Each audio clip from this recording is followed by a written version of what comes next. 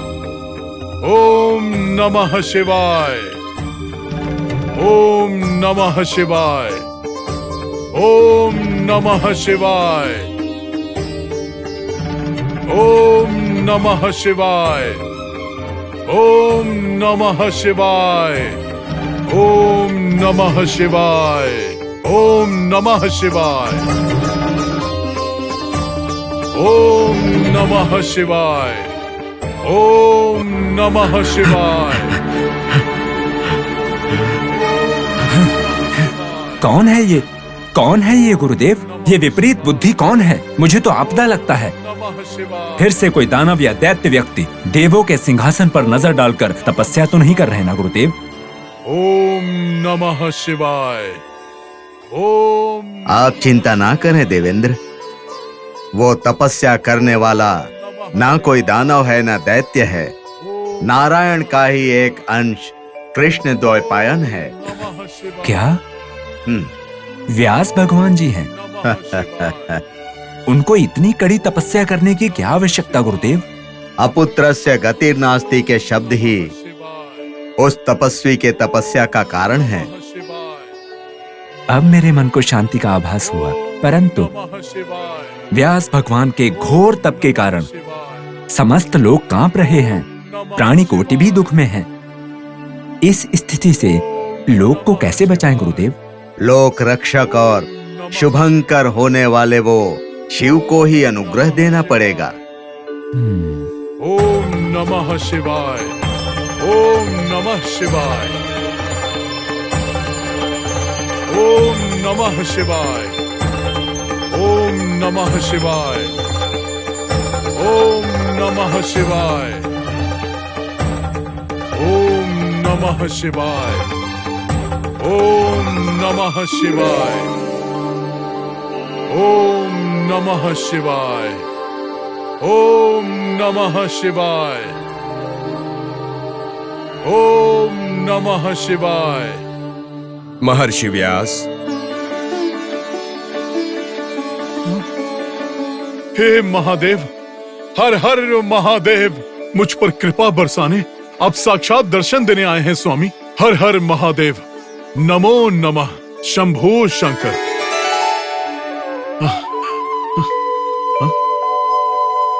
मैं धन्य हो गया स्वामी, मैं धन्य हो गया। तुम्हारी तपस्या से प्रसन्न हो, बताओ क्या वरदान चाहिए? परमेश्वर, मेरे ब्रह्मचर्य को बिना आज पहुंचे मुझे संतान प्राप्ति चाहिए। महर्षि व्यास, स्त्री से संयोग के बिना संतान प्राप्ति कैसे संभव है? संभव असंभव के बारे में मुझे क्या पता परमेश्वर।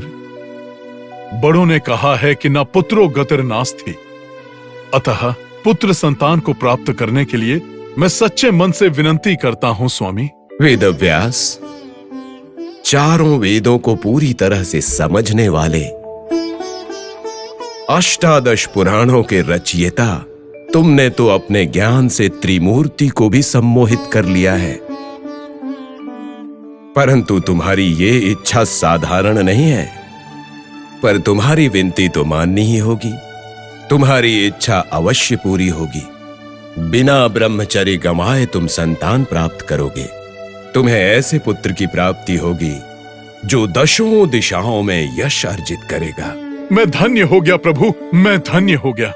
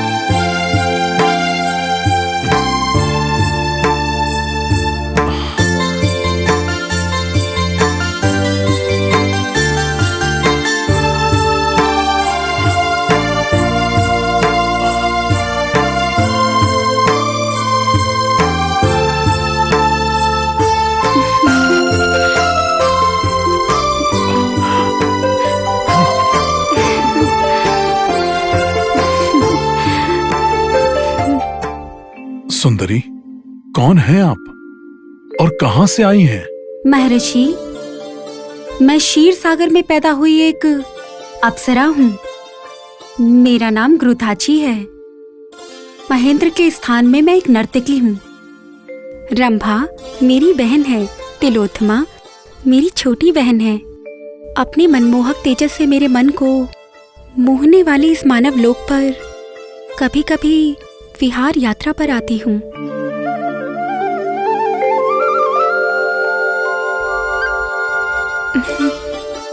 और आपका परिचय?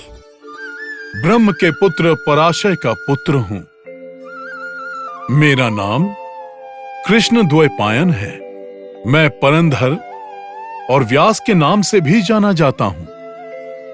ये सूर्योदय के समय आपके दर्शन का भाग्य पाना मुझ में अनेक नए सोच को जगा रहा है।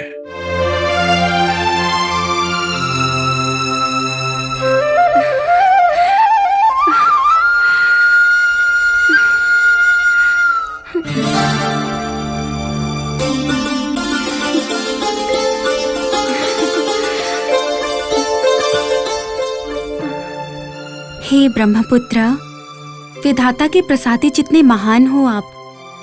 अमोघ वर संपन्न होने वाले आपके गुण मैंने सुने हैं। आपको पाने जितने महान तो नहीं हूं, परंतु परमधर की धर्मपत्नी घृताची कहकर समस्त लोगों से बुलवाकर खुशियां पाने के लिए मेरा मन बहुत उत्साहित हो रहा है। शायद हमारा मिलन ईश्वर की ओर से संकल्प ही है।